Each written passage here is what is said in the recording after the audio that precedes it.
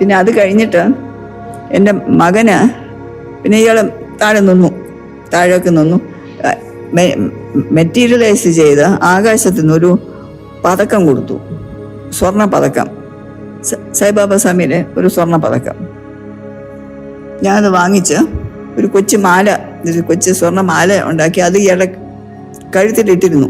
കുഞ്ഞിന് നേരിട്ട് കൊടുത്തത്. 5 ദിവസം കഴിഞ്ഞാൽ കുഞ്ഞിൻ്റെ കുറച്ച് പ്രായമായപ്പോൾ ഈ മാലയ്ക്ക് അത്ര വലിയ ശക്തിയില്ലായിരിക്കും, മാല പൊട്ടി.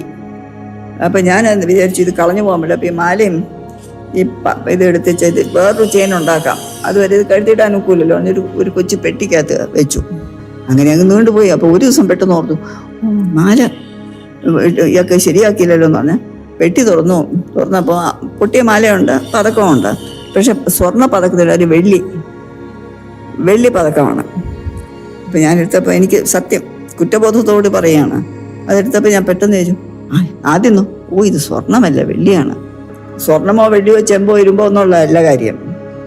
അതാ സ്വാമിയുടെ കയ്യിൽ നിന്ന് വാങ്ങിച്ചപ്പോൾ അത് സ്വർണ്ണമോ അതിനെക്കാട്ടും കൂടുതൽ എന്തെങ്കിലും ഉണ്ടെങ്കിൽ അതായിട്ട് മാറുകയാണ്.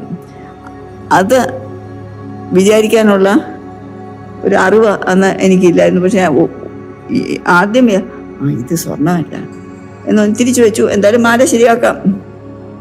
വേറൊരു മാലയെല്ലാം ശരിയാക്കി പെട്ടി തുറന്ന് നോക്കിയപ്പോൾ സാധനമില്ല.